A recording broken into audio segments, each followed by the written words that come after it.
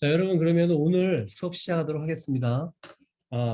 제가 뭐 몇 번에 걸쳐 공지를 해드렸는데 드디어 오늘 특강을 이제 진행을 하게 됐고요. 어, 오늘 이제 주제는 이제 말 그대로 우리 앞에서 이제 블록체인에 대한 이제 기본적인 얘기들을 충분히 했죠. 했고 그다음에 스마트 컨트랙에 대한 이야기들도 진행을 했고 그리고 나서 사실 토큰에 대한 얘기들을 이제 많이 하진 않았어요.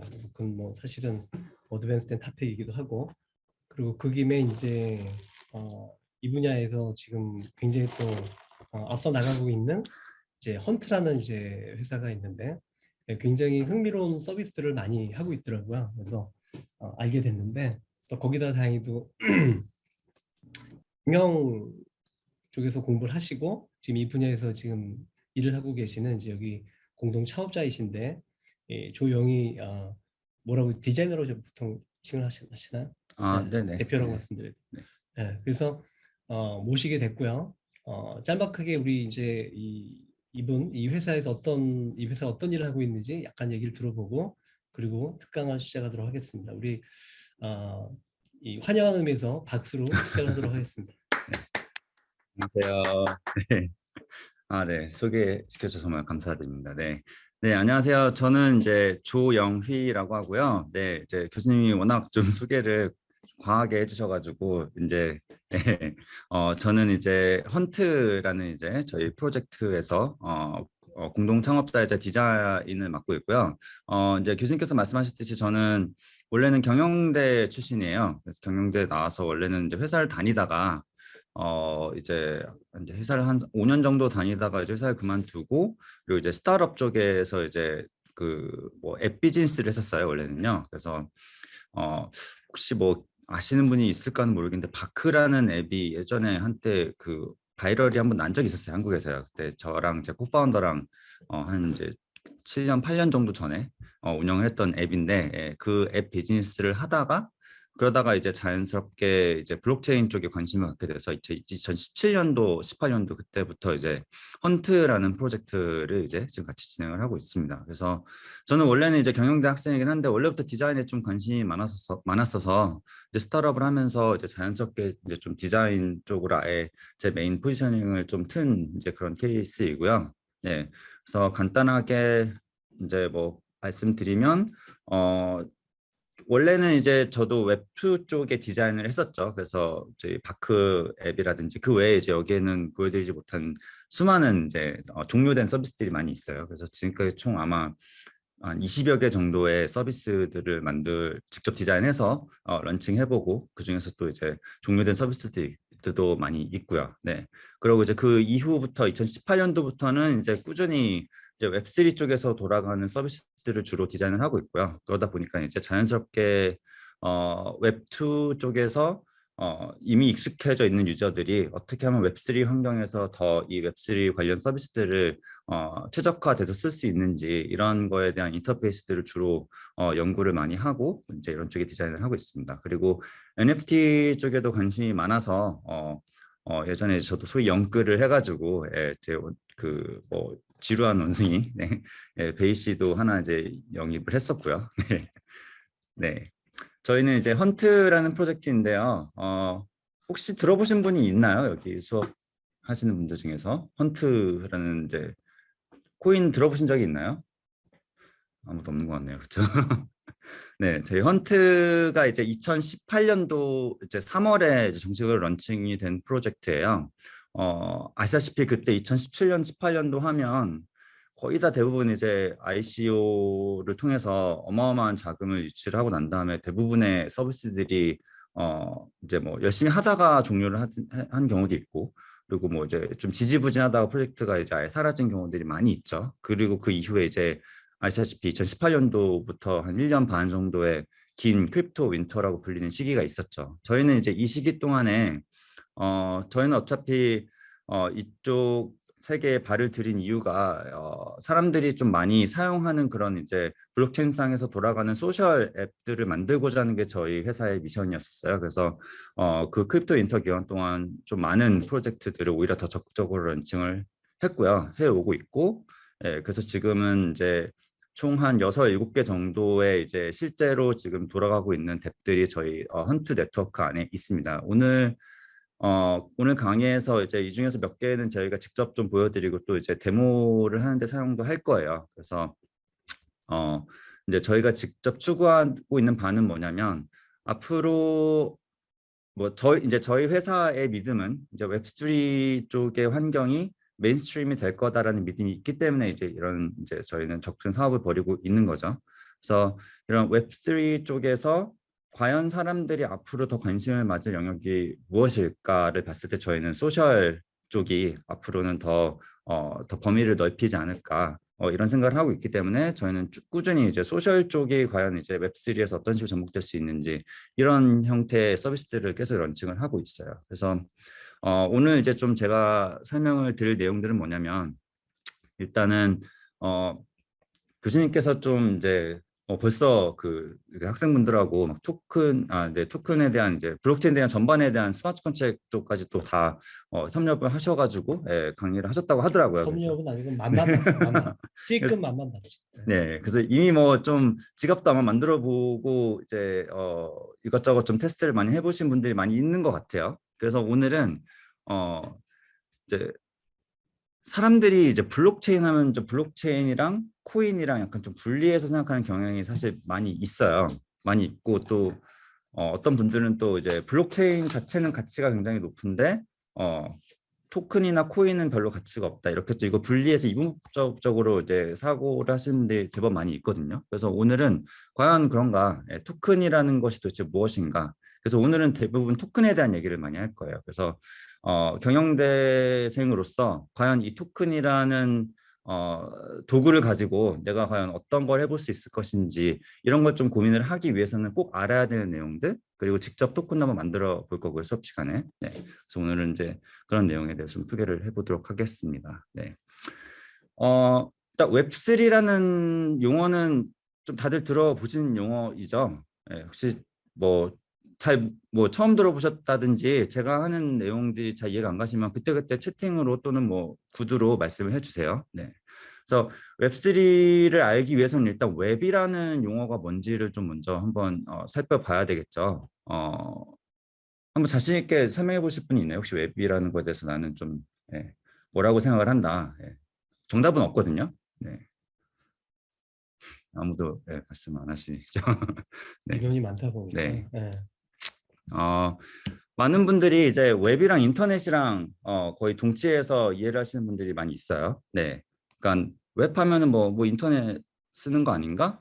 뭐 인터넷이라는 용어 자체는 어쨌든 어떤 일종의 프로토콜을 통해서 기기 간에 이제 또 네트워크 간에 서로 연결해주는 그런 규약 같은 걸로 출발을 한 거죠. 그래서 웹이라는 단어를 쓸 때 어쨌든 인터넷이라는 개념은 굉장히 중요한 개념인 것 같아요. 그렇죠?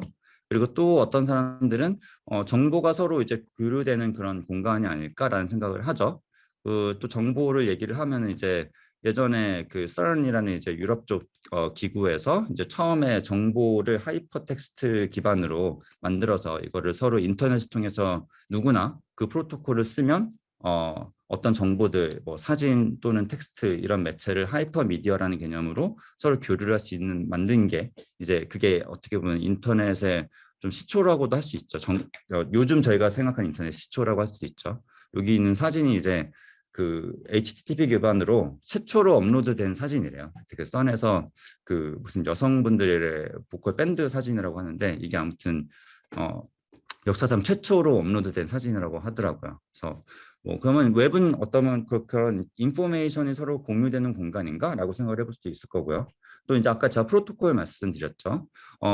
어떤 정보를 어떤 기기를 통해서든지 이거를 표준화돼서 띄우고 그거를 이제 소비할 수 있도록 하려면 당연히 이거를 똑같은 방법으로 모두가 이거를 액세스를 할 수가 있어야 돼요. 그래서 프로토콜이라는 개념은 웹에서 특히 웹3에서 굉장히 중요한 용어입니다. 그래서 프로토콜이라 하면 우리가 이런 특정 정보를 어떠한 형태로 서로 똑같은 방식으로 디스플레이를 하고 또 거기서 인터랙션을 하자. 뭐 이런 정도의 내용을 담고 있는 단어라고 생각을 하시면 되고요.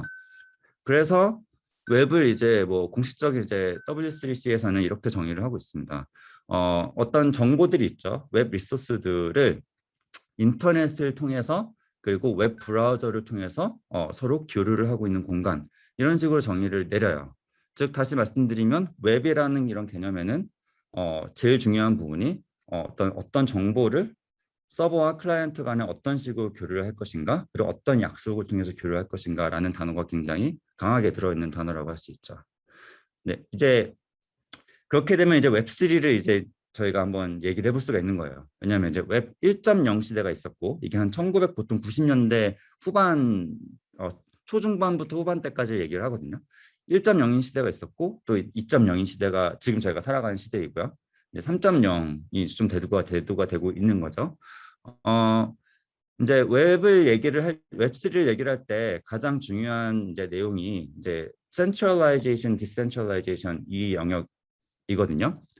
이거는 이제 한국말로 번역하면 굳이 뭐 중앙화, 탈중앙화 이렇게 번역을 하는데 이게 번역이 이렇게 되면서 마치 사람들이 탈중앙화 하면은 뭔가 이제 뭐 이렇게 정부의 반기를 들어서 뭐 이제 반정부주의적이고 뭔가 사이버펑크고 뭐 이런 거로 연결 짓는 경향이 많이 있어요. 근데 사실 탈중앙화라는 개념은 특히 웹3에서는 그런 개념이 아닌 게 더 맞아요. 왜냐하면 탈중앙화라는 게 디센트럴라이제이션이라는 게 뭐냐면 옛날에는 특히 웹 2.0 지금 현재 살아가는 페이스북이나 구글이나 이제 우리가 이런 그런 이제 웹 2.0 플랫폼에서 정보를 소비를 하잖아요.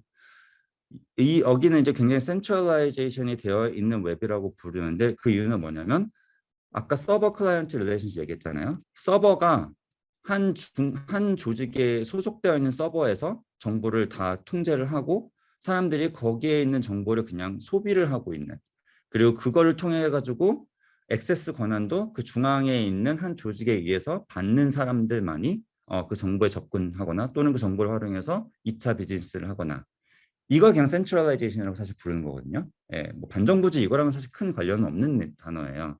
네.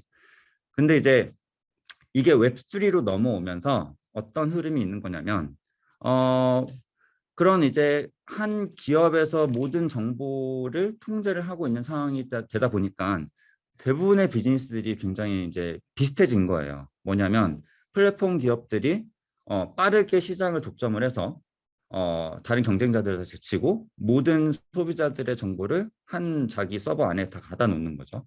그래야지만 그걸 기반으로 해서 이제 광고 사업을 벌이고 그다음에 그 기반으로 이제 여러 가지 수수료 사업들을 붙여가지고 플랫폼 독점 시대가 벌어지는 이제 이런 거에 폐해를 이제 느끼기 시작한 사람들이 많이 나오기 시작한 거예요. 대표적으로 이제 뭐 다들 아시는 비탈릭이 이 소개한 이 일화는 좀 유명하죠. 그때 이제 왜 이더리움을 이제 생각을 하게 됐는지를 누가 물어봤었는데 이런 얘기를 했어요. 자기가 2017년도쯤에 이제 워크래프트 게임 엄청나게 많이 했었는데 그때 이제 뭐 아이템이 하나 있었대요. 자기가 진짜 열심히 이렇게 이렇게 육성을 한. 근데 하루아침에 블리자드에서 그거를 지워버렸다고 그러더라고요.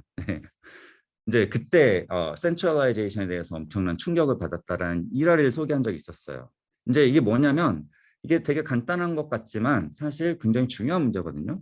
여러분들이 지금 이제 심지어 이 어떤 이제 뭐 페이스북 상에 뭐 또는 이제 요즘 인스타그램에 많이 올리죠. 사진들을 올리는 것들이 사실은 그 위에다가 올리는 정보들은 사실 그 기업에다가 내 정보를 주는 거고 그 내가 준 정보를 가지고 그 기업은 그 어떤 광고 사업이든 또 모든 사업을 할 수 있도록 약관을 동의를 하셨기 때문에 인스타그램 쓰는 거예요. 물론 그 약관 아무도 안 읽어보지만. 예, 그게 웹2 비즈니스의 가장 핵심이에요. 그래서 플랫폼 기업들은 빠르게 유저들을 내 플랫폼 위로 모아서 독점 체제를 구축을 해야 되고 이걸 기반으로 이제 다양한 비즈니스를 할 수가 있는 거죠. 웹3에서는 반대예요. 웹3에서는 빠르게 소비자들의 독점적인 지위를 유지하는 게 중요한 게 아니고 그 생태계 내에서 다양한 니즈를 가진 플레이어들을 최대한 많이 육성을 하고 그 플레이어들이 동시에 누구나 자유롭게 액세스를 할 수 있는 분산 이제 네트워크 체제 이게 이제 이 위에서 돌아가는 서비스를 만드는 게 웹3의 핵심이다라고 이제 생각을 하시면 되죠. 그래서 이제 중요한 부분이 토큰인 거거든요. 토큰이 없으면 사실 웹3라는 인더스트리는 있지가 않아요. 왜냐하면 아까도 말씀드렸듯이 웹2에서는 소비자들이 그러니까 유저들을 최대한 한 울타리에 가둬가지고 독재 체제를 구축하고 그걸 기반으로 이제 광고 사업을 벌이잖아요. 그러니까 토큰이 필요가 없죠. 근데 웹3에서는 아까도 말씀드렸듯이 수많은 다양한 플레이어들이 각자의 니즈를 가지고 이 오픈된 공간에 참여를 해야 되는 거잖아요. 그럼 그 안에서 사용되거나 또는 그 안에서 가치가 이제 담겨질 수 있는 즉 어셋의 밸류가 담겨질 수 있는 어떤 매개체가 있어야지만 이 플레이어들이 이 안에다 모일 수가 있는 거죠. 그래서 토커나이제이션은 굉장히 중요하고 필수적인 개념입니다. 절대 두 개를 떨어뜨려서 생각할 수가 없는 그런 이제 개념이에요. 그래서 오늘 이제 말씀드릴 토큰에 대한 얘기를 좀 할 건데 토큰은 원래는 이제 사실 더 브로드한 개념이에요. 일반적으로 사람들이 이제 그런 이제 앱이나 어떤 이제 인터넷 관련 서비스들을 쓸 때 뭐 이제 개발적인 사실 용어로 사용되는 단어이기도 해요. 토큰이라는 거는요. 근데 오늘 저희가 집중할 부분은 이 블록체인 상에서 발행되는 토큰 이게 무엇인지 이거를 발행한다는 게 어떤 의미인지 이거에 대해서 좀 말씀을 드릴 거예요.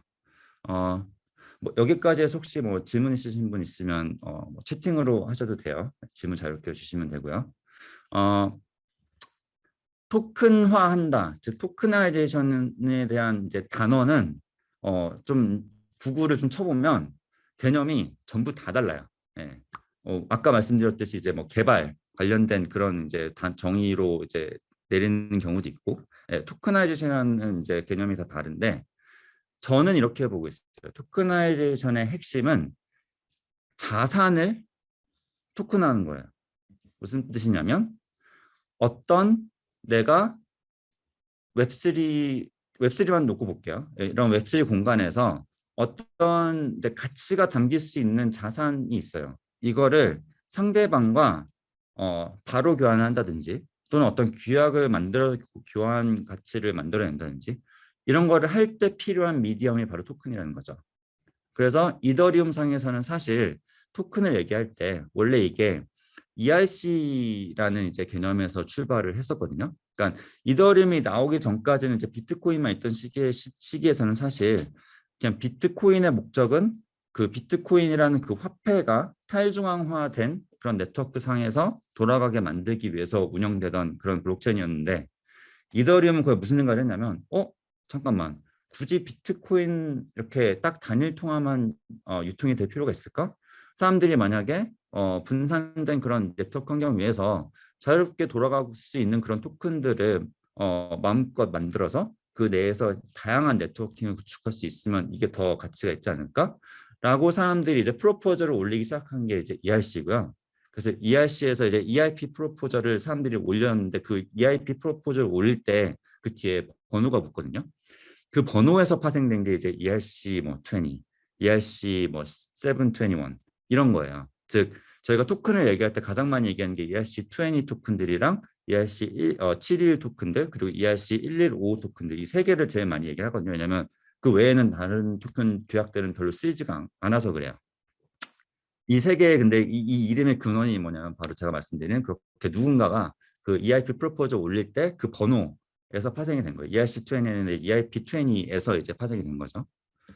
그래서 다시 말씀드리면 웹3에서 사용되는 토큰의 가장 많이 쓰이는 규약이 바로 이제 아까 말씀드린 ERC20랑 이제 ERC2, 721, 115 이렇게 세 개라고 말씀드렸는데 이거를 다시 또 펀저블이랑 논 펀저블로 구분해서 사람들이 이해를 하거든요. 이제 논 펀저블 즉 NFT라고 하면은 이제 우리나라 말로 이제 대체 불가능한 토큰 이렇게 이렇게 번역을 하잖아요. 이게 모르겠어요. 저는 개인적으로 너무 어려운 말인 것 같아요. 대체 불가능한. 도대체 대체 불가능하다는 게 뭐지? 굳이 이렇게 그냥 펀저블, 논 펀저블 이렇게 뭐 그냥 영어로 그대로 썼어도 사실 저는 괜찮을 것 같았는데 굳이 한국말로 대체 불가능한 토큰 이렇게 하니까 이게 개념이 되게 어려워진 거인데 사실 굉장히 심플한 개념이에요. 펀저블이라 하면 그냥 제가 지금 만약에 호주머니에 갖고 있는 만 원이 제가 이거를 교수님한테 드려요. 감사합니다. 그럼 드리면은 2,000원은 똑같은 만 원이에요. 제가 갖고 있던 만 원이랑 이 교수님 지갑에서 또 제가 또 만 원짜리를 달라고 또 해요. 그 두 개를 교환을 해요. 이게 똑같은 10,000원짜리잖아요. 네, 이게 펀저블이라는 개념이거든요. 서로 대체가 가능한 거예요. 네. 그래서 제 주머니에 있는 10,000원이나 교수님 지금 주머니에 있는 10,000원이나 동일한 10,000원이에요. 가치도 동일하고요. 논 펀저블은 그냥 말 그대로 이 10,000원이 만약에 논 펀저블한 개념이었다면 제 주머니에 있던 10,000원과 교수님 주머니에 있는 10,000원은 다른 개념이어야 되는 거예요. 예를 들면 교수님이 서강대에서 훨씬 더 인지도가 있고 유명하신 분이기 때문에 교수님 주머니에 있는 10,000원은 제가 제 주머니에 있는 10,000원보다 더 비싸야 돼요. 이게 논 펀저블이에요. 네, 개념 되게 심플해요. 즉 보딩 패스 같은 경우에도 같은 비행기에 타지만 번호가 부여되잖아요. 네, 좌석 번호가. 즉 같은 보딩 패스지만 이 내가 갖고 있는 보딩 패스와 같은 비행기에 타지만 저 사람의 보딩 패스가 서로 다른 개념이고 대체가 불가능한 거죠. 예, 그래서 이렇게 이해를 하시면 되거든요. 그리고 ERC20라 함은 또는 ERC721이라 함은 이거를 특정 프로토콜로 만들어서 ERC20 토큰은 다 이런 데이터 형태를 가지고 온체인상에 올리는 거야. ERC21은 이런 데이터 포맷을 가지고 온체인상에 올리는 거라는 규약을 만드는 거라서 이렇게 부르는 거예요. 네.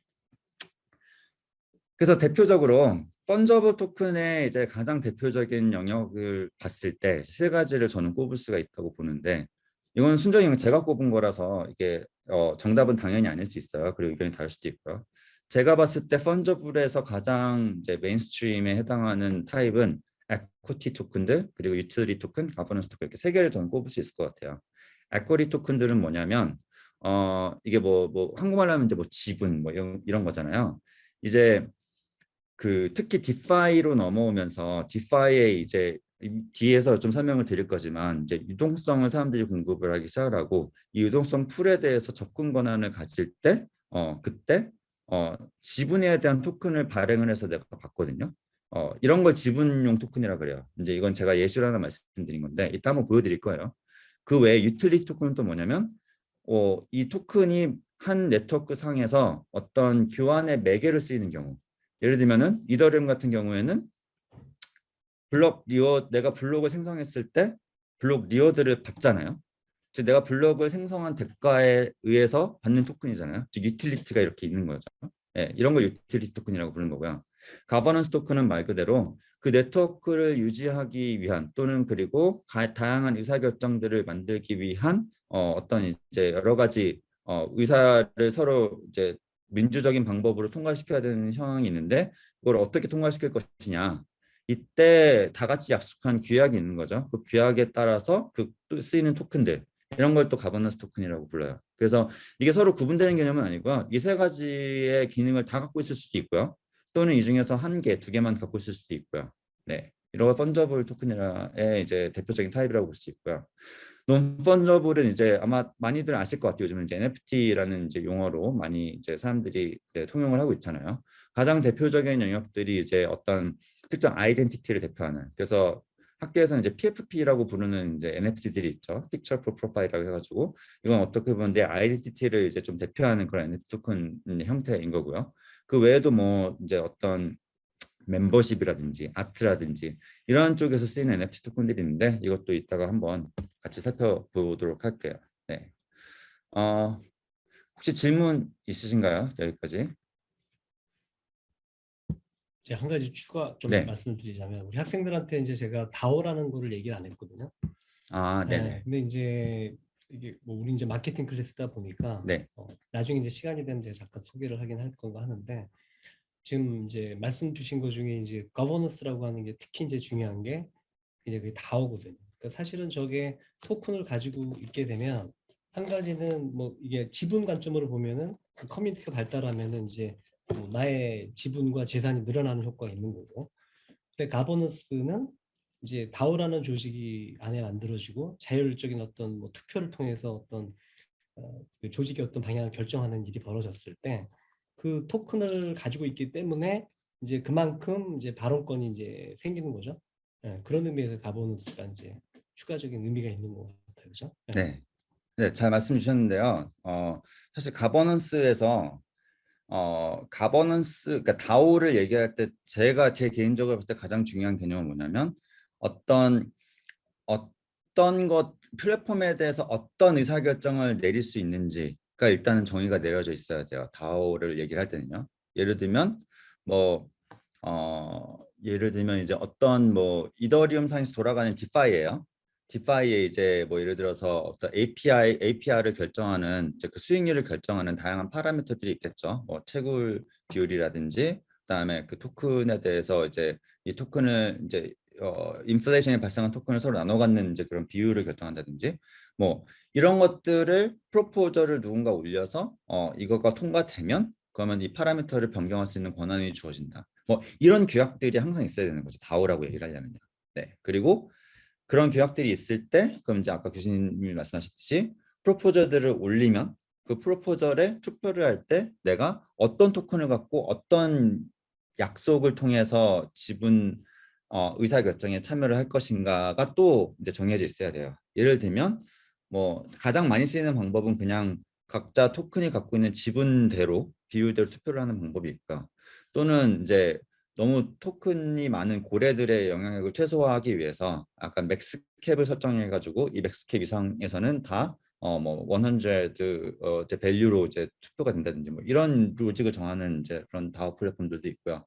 또는 이제 뭐 심지어 여기다가 옥션을 쓰는 개념도 있어요. 예를 들면 이제 처음에 빨리 투표를 할수록 내 지분율이 올라가고 투표에 대한 의사결정이 나중에 참여를 할수록 이제 지분율이 점점 감소하게 리니어하게 뭐 이렇게 설계를 하는 그런 다오들도 있어요. 즉 다오라 하면 이제 이 두 가지가 가장 중요한 거죠. 첫 번째는 과연 우리가 어떤 거를 이런 다오를 통해서 개선할 수 있을 건지에 대한 약속.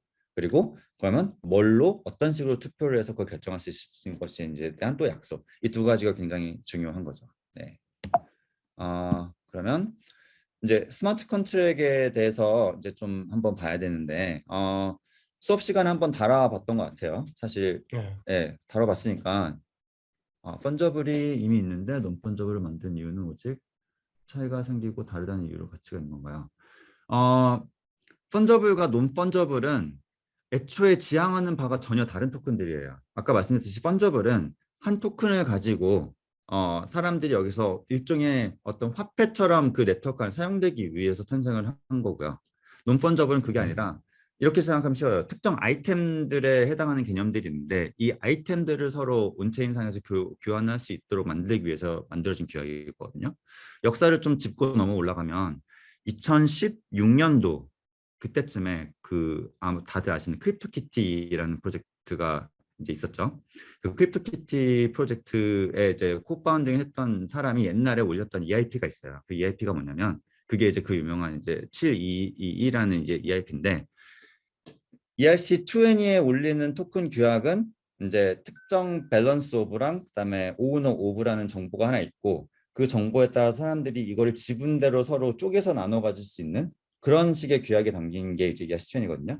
근데 이렇게 있다 보니까 나는 여기에다가 아이템을 서로 교환하고 싶은데 아이템은 그렇게 쪼갤 수 있는 개념이 아니잖아요. 내가 갖고 있는 뭐 예를 들어서 뭐 그런 이제 고양이 한 마리 그 NFT가 다른 사람이 갖고 있는 고양이 한 마리 NFT랑 서로 달라야 되는 개념인데 그리고 여기에 대한 많은 정보를 또 담아야 되는데 ERC20로는 그게 불가능한 거죠.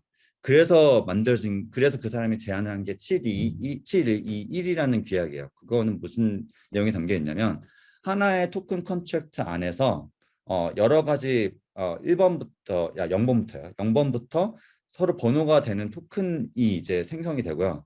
그 앞에 고유한 번호가 붙어 있기 때문에 이 토큰과 0번 예를 들어서 0번 토큰과 1번 토큰은 서로 다른 토큰으로 인식되는 프로토콜을 제안을 한 거예요. 그리고 그 토큰 넘버 안에 다양한 정보를 담아보자. 이거 메타데이터라고 부르거든요. 예를 들어서 뭐 이 고양이의 뭐 머리 스타일은 뭐고 뭐 눈 모양은 뭐고 뭐 흔히들 이제 그런 PFP NFT에서 이제 좀 많이 붙이는 그런 트레이트 있잖아요. 이게 사실 다 메타데이터들이거든요. 이거를 다 얹어가지고 블록체인상에서 서로 이제 교류를 할 수 있게 하자라는 게 이제 721이에요. 그래서 펀저블과 논펀저블은 그냥 지향하는 바, 그러니까 즉 이거를 어떻게 사용하겠다라고 하는 목적이 아예 다른, 그냥 서로 전혀 다른 도구라고 이해를 하시면 돼요. 네. 네. 그러면 이제 스마트 컨트랙으로 다시 넘어오면 혹시 스마트 컨트랙이 뭐다라고 좀 자신 있게 설명해 보실 수 있는 분 있을까요?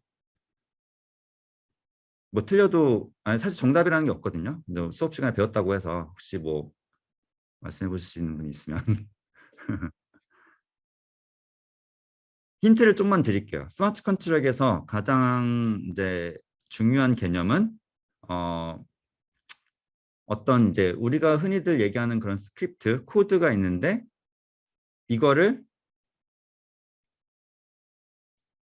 그냥 제가 설명을 드릴게요.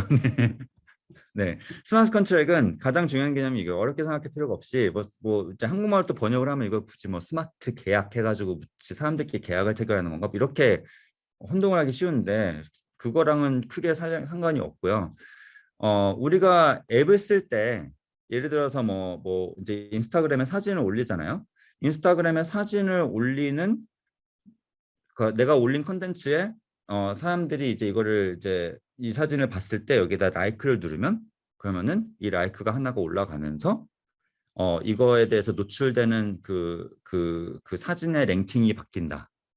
이게 하나의 일종의 스크립트거든요. 그 프로그래밍 상에서 보면은.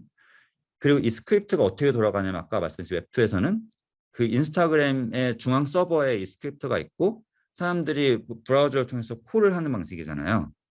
스마트 컨트랙은 그게 온체인에서 돌아간다고 보시면 돼요. 즉 어떤 약속이 있어요. 약속이라기보다는 이제 개발자가 짜놓은 스크립트가 있어요. 어떤 상황에서 뭐 아까 인스타그램 예를 들면 누군가가 라이크를 하나 눌렀을 때 이 사진에 대한 뭐 알고리즘 스코어가 뭐 10%가 올라간다. 뭐 이런 스크립트가 있으면 이 스크립트가 정해놓은 환경이 맞았을 경우에 그 스크립트가 런되는 이걸 만들어 놓은 게 스마트 컨트랙이에요. 그리고 그게 이더리움 상에서 컨펌 돼가지고 돌아가는 거죠. 네. 대표적으로 뭐 스마트 컨트랙은 뭐 이제 디파이에서 가장 이제 많이 이제 쓰이다 보니까 이제 생겨난 개념이긴 한데 저희 회사에서 서비스하는 대표 중에서 스마트 컨트랙 기반의 서비스들이 많이 있어요. 그래서 대표적인 거 두 가지만 좀 보여드리면 이거 이제 네벌루즈 머니라는 이제 저희가 운영하는 서비스가 하나 있어요. 이거는 지금 스크린 잘 보이죠? 네. 어, 이거는 어떤 약속을 정해놓은 거냐면 사람들이 이 플랫폼은 사람들이 이제 장기 투자를 잘 못하는 사람들을 대상으로 만든 이제 프로토콜이거든요. 즉 제 개인적인 사실 니즈에서 만들어진 거긴 한데 제가 뭐 코인 쪽 이제 사업을 하고 있긴 하지만 트레이딩을 되게 못해요. 막 이제 비트코인 가격이 뭐 예를 들어서 뭐 조금이라도 막 이제 떨어지면은 막 못 참고 나중에 막 손절을 한다든지 뭐 이런 트레이딩을 되게 많이 하다 보니까 막 이제 남들은 다 돈을 벌었다는데 저는 돈을 오히려 잃고 있었고 이런 경우가 많이 있었어요. 그래서 그런 사람들을 타겟으로 이거는 만든 프로토콜인데 옛날에 제가 2018년도 전 17년도에 처음으로 이더리움을 샀었는데 그때 이더리움 가격이 혹시 아시나요? 그때 이더리움 가격이 불과 9만 원인가 그랬어요. 10만 원도 안 되는 돈이었었어요. 네, 그때 제가 갖고 있었던 이더리움을 만약에 안 팔고 지금까지 갖고 있었으면은 이미 고점 대비 그래도 막 거의 반토막이 났다고 치더라도 아직도 그때에 비해서 거의 한 20배, 30배 정도 되는 가격이죠. 네. 즉 내가 이 코인을 오랫동안 갖고 있는 걸 도와주는 이건 프로토콜이에요. 그래서 어떤 식으로 작동을 하냐면 사람들이 여기에서 자유롭게 내가 갖고 있는 비트코인 또는 이더리움 또는 헌트 자산을 락업을 걸어요. 예를 들면 나는 적어도 10년을 이더리움을 갖고 있을 거야. 그래서 10년 동안 1 이더리움을 락업을 걸면 내가 만약에 이거를 약속을 못 참고 중간에 이거를 깨고 싶어요. 깨고는 이제 여기서 10%의 페널티를 빼서 0.9 이더리움만 제가 인출할 수가 있고 나머지 0.1 이더리움은 여기에 이제 락업하고 있는 다른 사람들이 지분별로 나눠 갖는 이게 프로토콜의 핵심인 거거든요. 제가 지금 이제 말씀드린 네버루즈먼이거든요. 이게 이제 스마트 컨트랙에 어떤 식의 약속이 되어 있냐면 그러면은 아까 그 1 이더리움으로 락업을 걸잖아요. 1 이더리움으로 락업을 걸면 그 1 이더리움이 일단은 그 컨트랙에 묶이게 되도록 이제 스크립트가 되어 있고요. 그다음에 거기에 이제 스타트 오브라는 이제 타임 스탬프가 하나 있고 그다음에 이 사람이 10년 락업을 제가 걸었잖아요. 그럼 10년이라는 그 타임 피어리드라는 이제 변수가 하나 있죠. 이게 이제 같이 온체인에 올라간 거예요. 그럼 이제 어떻게 되는 거냐면 만약에 제가 그 1 이더리움을 이제 여기서 인출을 하는 이제 콜을 날려요 프로토콜에. 그럼 인출을 할 때 이제 그럼 스마트 컨트랙에서 이게 그 현재 지금 인출하는 시점이 아까 기록한 타임스탬프 대비 그 아까 그 락커 피어리드보다 더 이전이냐 이후냐를 따지죠. 이전이다라고 했을 때는 이제 그러면 1 이더리움에서 0.1 이더리움을 제하고 0.9 이더리움만 인출해서 주고 그 사람한테, 그리고 0.1 이더리움은 현재 이 락업을 걸고 있는 사람들의 지분율을 계산해서 지분율대로 바로 트랜잭션을 날린다. 이게 이제 약속이 되어 있는 스마트 컨트랙트라고 이해를 해주시면 되는 거죠. 네. 혹시 정해진 규칙으로 시행되는 계약 내지 프로그램. 네. 굉장히 정확한 정의예요. 네.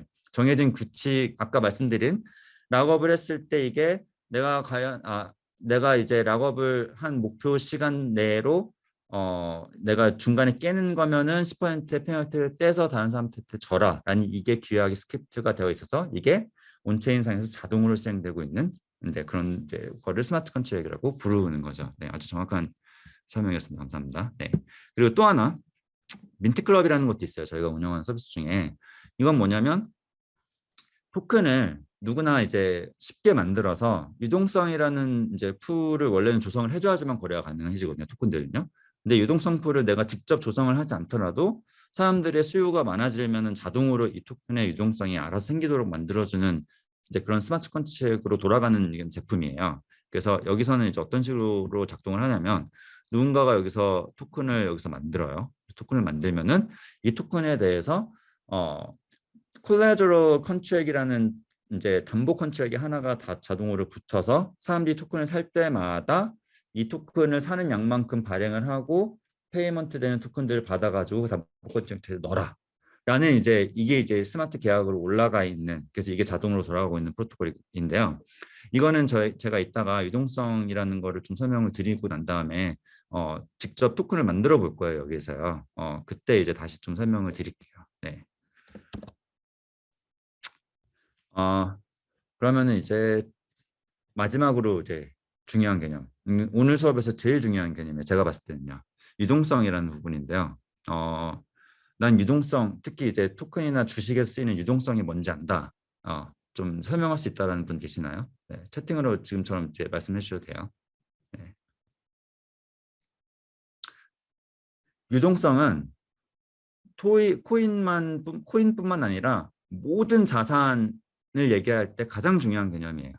즉 어떤 게 투자로서 가치가 있는 자산이다라를 결정짓는 가장 중요한 개념이 바로 유동성이거든요. 예를 들어서 제가 지금 아까 제 주머니에 10,000원이 있었잖아요. 이 10,000원이라는 현금은 유동성이 있을까요? 없을까요? 네, 그쵸. 바로 현금화가 가능하죠. 10,000원은. 왜냐면 10,000원 자체가 현금이니까요, 일단은. 예. 10,000원은 제가 식당을 가서라도 10,000원어치의 뭐로 사 먹을 수 있는 당연히 권리가 부여되어 있는 화폐죠. 그쵸? 즉, 유동성이라는 거는 이런 식으로 어떤 자산이 있을 때 이 자산을 이 시장의 가치를 변화시키지 않고 또 바로 현금화를 할 수 있느냐, 과연 현금화가 얼마나 용이하냐를 결정짓는 척도로서 유동성이라고 불러요. 그러면 뒤에 있구나. 네. 그럼 이 유동성이 왜 중요하냐면 모든 자산이든지 간에 유동성이 사실 만약에 없어요. 그러면 그거는 자산으로서 아예 가치가 없다라고 또 얘기를 할 수가 있는 거예요. 예를 들어서 제가 어떤 골동품이 하나 있어요. 근데 이거를 사겠다는 사람이 전혀 없어요. 그럼 유동성이 제로겠죠. 그럼 얘는 그냥 어떤 가치를 갖고 있냐면 그냥 나는 이거 좋아하니까 내 이 골동품은 나한테는 가치가 있는 거야. 요거밖에 없는 거죠. 그거 외에 현금화로서의 가치는 제로인 거죠. 그건 유동성이 제로라고 부르는 거예요. 그러면 요즘 이제 혹시 루나 테라 때 피해를 입으셨던 분이 여기 혹시 있을까요? 네. 제발 없기를 바라고요. 피해를 입기에는 애들이 돈이 없지 않을까요? 그래서 10,000원이라도 잃었으면 입은 거죠. 네. 네. 그 루나 테라 사태에서 저희가 봐야 되는 점은 뭐냐면 그렇게 무슨 루나가 그렇게 돈이 많이 가격이 많이 폭락을 해서 투자자들이 손실을 입었고 그래서 파운더들이 어떤 도의적인 책임이 있고 이런 게 사실 저희한테 중요한 내용은 아니에요. 지금 이 경영대 수업에서는요. 중요한 부분은 뭐냐면 왜 저런 사태가 벌어질 것인가, 그리고 이게 앞으로 코인 시장에 어떤 역할을 할 것인가, 이거를 사실 논의하는 게 더 건설적인 논의가 될 수 있겠죠. 테나 루라는 바로 이 유동성의 위기를 촉발한 가장 큰 사건이라고 보시면 돼요. 어, 지금까지 크립토커런시, 즉 암호화폐가 가치가 있을 수 있었던 이유는 바로 스테이블 코인이라는 매개체가 있고, 이 스테이블 코인이 유동성을 제공을 해줬기 때문에 지금까지 이 시장이 커올 수 있었던 거였거든요. 근데 그 스테이블 코인이, 그것도 그렇게 시총 10위권 안에 들 만한 그런 엄청난 큰 규모의 스테이블 코인이 한 번에 그렇게 그 패깅이 언패깅이 될 수 있다는 사례를 보여준 최초의 사례이고요. 최초는 아니에요. 근데 이 정도 규모로서는 최초죠. 사람들이 이 경험 때문에 그러면은 가장 중요한 스테이블 코인 있죠? USDT, 테더 코인도 저게 발생할 수 있겠구나라는 이제 그런 이제 신호를 준 엄청난 큰 사건이라고 보셔야 돼요. 그래서 앞으로 이 루나 테라 사건 때문에 USDT 그리고 USDC 이 두 개가 가장 큰 이제 스테이블 코인이에요. 크립토 쪽에서는요. 이 두 개에 대한 어떤 지불 담보로서의 리스크는 계속 가져가게 될 거고 시장에서요. 만약에 이 두 개 중에 하나라도 이 코인이 그 1달러라는 그 패깅을 잃어버리는 순간 그러면 암호화폐 자체는 유동성을 아예 잃어버릴 수도 있게 돼요. 그래서 이런 부분에 대해서 저희가 항상 촉각을 기울여야 되는 거죠. 즉 유동성은 모든 자산을 얘기할 때 가장 중요한 개념이고, 토큰 비즈니스 혹시 하신다고 하시면 내 토큰을 어떤 식으로 유동성을 조정할 것인가에 대해서 반드시 고민을 하셔야 되기 때문에 제가 좀 설명을 길게 했습니다. 네. 자, 그럼 이제 저희가 토큰을 한번 만약에 만들어 본다 했을 때 과연 어떤 점들을 좀 고려를 해봐야 될지에 대해서 좀 얘기를 해볼 텐데요. 전 총 5가지를 이제 한번 고려를 해봐야 된다고 생각을 해서 이렇게 좀 제목을 뽑아봤어요. 첫 번째로 좀 이제 생각을 해보셔야 되는 건, 내가 발행하는 토큰이 어떤 토큰인지, 이게 토큰의 서플라이가 계속 증가하는 건지 또는 고정되어 있는 건지 계속 감소하는 건지에 대해서 설계를 하셔야 되거든요. 즉 인플레이셔너리 토큰이라고 하면 토큰의 서플라이가 계속 늘어나는 건데, 이 서플라이를, 그러니까 한국말로 하면 유통량이라고 하죠. 이 유통량을 얘기를 할 때 이걸 혼동하시면 안 돼요. 보통 맥스 서플라이라는 개념이 있고요. 그다음에 토탈 서플라이라는 개념이 있고 서큘레이팅 서플라이라는 개념이 있는데, 이 세 개가 다 다른 개념이거든요. 근데 이제 보통 유통량 하면 이걸 다 혼동해서 생각하시기 때문에 되게 사람들이 복잡하게 느끼고, 특히 토큰을 만드는 사람이 이 세 개를 구분하지를 못하면 토큰을 절대 만드시면 안 돼요. 네. 맥스 서플라이라는 개념 말 그대로 아까 토큰을 발행을 할 때 토큰 컨트랙 있잖아요. 토큰 컨트랙에서 찍혀져 있는 물리적으로 발행될 수 있는 총 발행량을 맥스 서플라이라고 불러요. 즉 만약에 컨트랙에 이 토큰의 이제 발행량은 뭐 예를 들어서 100만 개 이상은 더 이상 늘어날 수 없다라고 100만 개라고 찍어 놓으면 그 100만 개가 맥스 서플라이가 되는 거거든요. 그럼 토탈 서플라이는 뭐냐면 그 물리적으로 발행할 수 있는 총 이제 서플라이가 아니라 현재 이 토큰이 실제로 발행되어 있는 전체 서플라이를 얘기를 해요. 자, 예를 들어서 여기 뭐 지금 제 화면에 장원재님이 지금 계속 잘 보이고 잘 열심히 듣고 있는 것 같아가지고 좀 사례로 제가 좀 찍어서 말씀드려볼게요. 장원재님이 만약에 여기서 100만 개의 토큰을 발행을 해서 100만 개 너무 많다. 100개만 한번 발행한다고 해볼게요. 100개를 발행해서 이 토큰은 뭐냐면 나랑 뭐 한 1시간 정도의 시간을 사용할 수 있는데 쓸 수 있는 토큰이야 라고 장원재 토큰을 100개를 만들었다고 쳐볼게요. 네. 자, 그러면 100개, 여기서 맥스 서플라이는 당연히 100개가 되겠죠. 100개만 발행할 거고 100개에서는 더 이상 발행 안 할 거니까요. 그렇죠? 자, 맥스 서플라이가 100개인데, 자, 이 중에서 50개를 장원재님이 갖고 있어요. 그리고 나머지 50개만, 아니죠. 여기 지금 수업에 참여하신 분이 지금 총 몇 명이죠? 64명이구나. 네. 64명한테 다 토큰을 하나씩 줬어요. 그리고 나머지 이제 36개만 장원재님이 갖고 있어요. 자, 그러면 여기서 토탈 서플라이는 몇 개가 될까요? 장원재님 말고 다른 분이 대답하셔도 돼요. 채팅으로든 뭐 구두로든요. 자, 맥스 서플라이가 100개고, 자, 이 중에서 여기 수업을 듣고 있는 사람들한테 토큰을 장원재님 하나씩 주기 위해서 지금 64명이죠. 64명한테 한 개씩 토큰을 장원재 토큰을 드렸어요. 그리고 장원재님은 그러면 100개를 발행했는데 이 중에 64개를 드리고 36개를 갖고 있는 상황인 거죠. 자, 그럼 맥스 서플라이, 토탈 서플라이는 몇 개가 될까요? 그쵸? 토탈 서플라이가 바로 64개인 거예요. 즉, 현재 어, 죄송해요, 죄송해요. 이제 다시 말씀드릴게요. 토탈 서플라이는 여전히 100개예요. 왜냐하면 100개를 이미 발행했잖아요. 발행을 했고 이게 이미 물리적으로 존재하고 있는 토큰이에요. 100개라는 거는. 그래서 맥스 서플라이가 이 상황에서는 토탈 서플라이랑 같은 케이스인 거죠.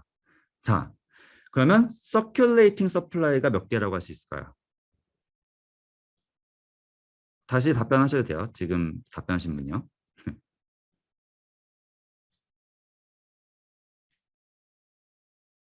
교수님.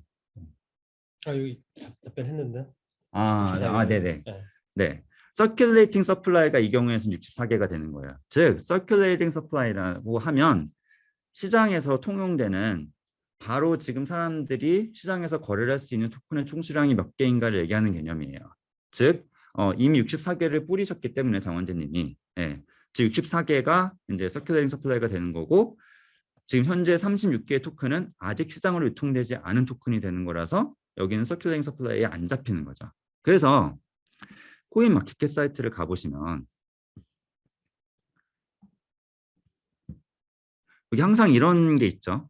토탈 서플라이가 몇 개, 여기 보시다시피 맥스 서플라이가 몇 개고 토탈 서플라이가 몇 개고 서큘레이팅 서플라이가 몇 개다. 이게 이 세 개 정보가 항상 구분돼서 적혀 있잖아요. 이게 뭐냐면 비트코인은 물리적으로 총 발행될 수 있는 한계가 2,100만 개인 거예요.